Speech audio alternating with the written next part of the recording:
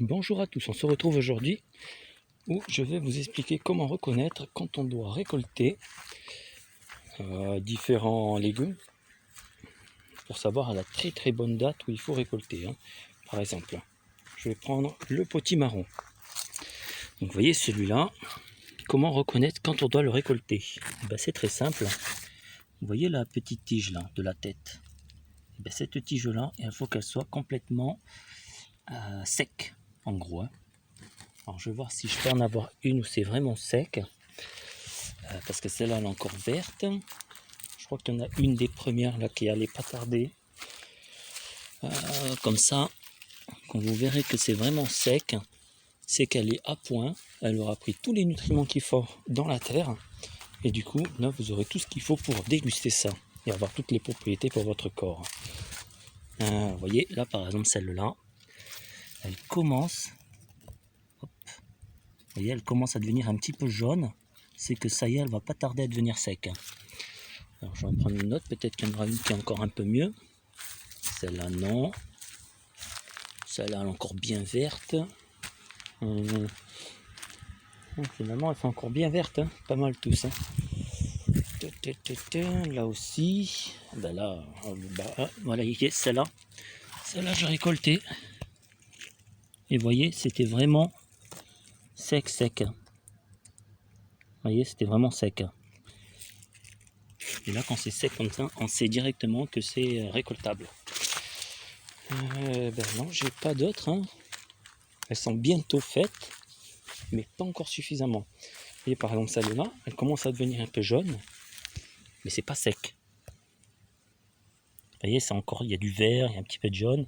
Quand je dis vraiment que c'est sec, vous voyez par exemple là, si je prends cette feuille, on voit vraiment que, vous voyez, sur la feuille c'est vraiment sec. Et quand vous allez avoir un truc qui est vraiment sec comme ça, vous saurez que le potimarron il est récoltable.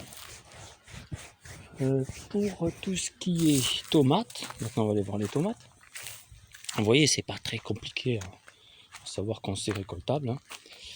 Pour les navets, pour les betteraves. Les betteraves, c'est très simple. Vous voyez, là, elles commencent à être récoltables bientôt. Par contre, il faut savoir, vous voyez là, le cœur, il est vraiment très grand. Ouais, si je mets mon doigt, par exemple, devant, vous voyez, en comparaison de mon doigt, il est pas mal. Donc, il a quand même une circonférence qui est pas mal. Celui-là, comme il est assez grand, volumineux, assez gros, et bien lui, je vais pas le récolter, je vais le garder pour ses graines. Et c'est que comme ça que ce sera vraiment le top. Pour récolter les betteraves, vous voyez là, elles sont bien, vous pouvez manger quelques feuilles à la rigueur. Et vous voyez le verdure, donc c'est très bien. C'est qu'elles ont bien été alimentées. Celle-là pareil. Vous voyez celle aussi. Hop, si je mets mon doigt devant, vous voyez la grosseur. Donc celle-là, elle est très bien aussi pour les graines. Plus ça va être grand, gros, volumineux, mieux ce sera pour les graines.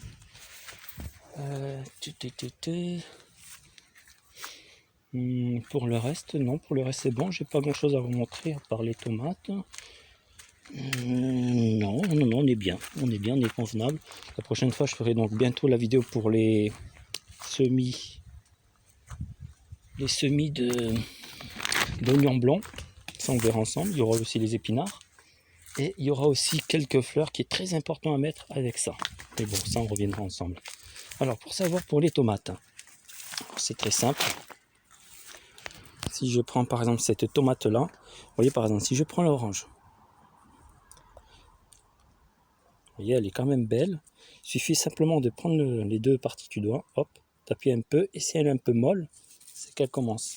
Si je prends celle-là qui est assez rouge, je tâtonne, elle est assez molle, et comme elle est assez molle, alors quand je dis mou c'est un peu comme une éponge, vous voyez, une éponge un peu sec. Donc pour la récupérer c'est très simple, il suffit de prendre comme ça et de la tourner légèrement vers l'extrémité. Si elle ne se retire pas, c'est que vous pouvez la laisser encore un petit peu. Je vais prendre celle-là aussi. Donc vous voyez par exemple la tête elle est là. Ce que je vais faire, je vais la tourner vers le haut.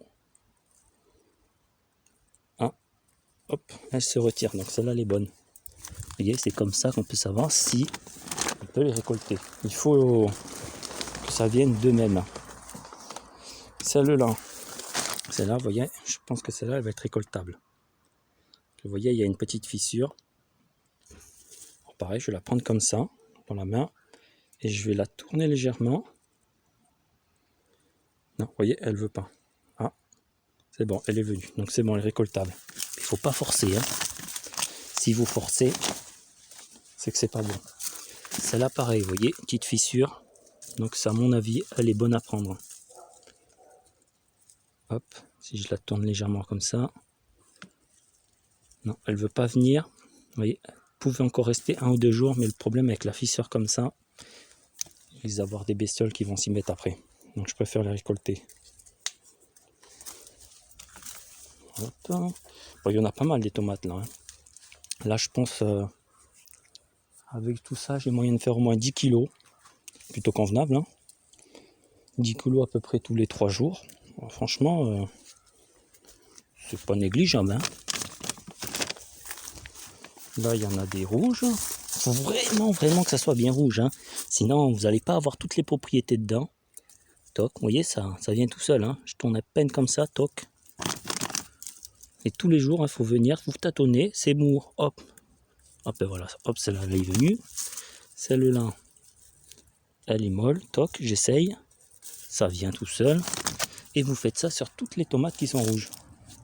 Celle-là, toc, ouais, elle est molle. Est-ce qu'elle vient? Elle vient, donc c'est bon. Voilà la technique, vous voyez, c'est très simple. Il faut y aller un peu tous les jours et tâtonner comme ça, si vous pouvez en récupérer un peu. Là, celle-là, il y a une craquée là. Donc, toc. Hop, elle est venue toute seule. Ici. Donc, vous voyez, vous avez compris la technique. Hein. Toc, c'est venu toute seule. J'en fais vraiment pas mal, comme ça, vous saurez vraiment vous y faire la main. Parce que bon, des fois, en montrant qu'une seule fois, c'est pas suffisant. Et les pommes, c'est pareil. Hein. Pour les pommes, c'est la même. Par exemple, là, je vais prendre une pomme qui est là. Vous voyez, elle commence à être un peu rouge, mais c'est pas suffisant pour savoir si la pomme elle est bien. Prenez la pomme comme ça et vous faites ça. Ben là, elle est venue. Vous voyez, donc elle est bonne. Il faut vraiment y aller tout doucement. Celle-là, elle est pas mal. Je vais la prendre, pareil, vous voyez, je vais faire légèrement comme ça. Elle vient pas. Vous faites droite-gauche comme ça. Celle-là, peut-être. Donc droite-gauche. Hein. Non, elle vient pas, donc c'est pas bon. Vous voyez, la technique de la pomme, c'est très simple. Hein. C'est pratiquement limite qu'elle tombait par terre toute seule. C'est vraiment attendre les dernières minutes pour avoir le plus possible de nutriments. C'est ça le secret des tomates, des pommes, des poires aussi. Hein. Vous pouvez faire ça aussi pour les poires. Les poires, c'est la même technique que les pommes. Hop, on va prendre celle-là. Elle est bien molle. Et elle vient toute seule, impeccable. Donc vous voyez, vous avez compris. Hein. Et là j'ai un petit marron, vous voyez, qui a poussé carrément directement en grappe. Il faut le faire. Hein. Lui, j'y ai vraiment pas touché. Toc, ça vient tout seul.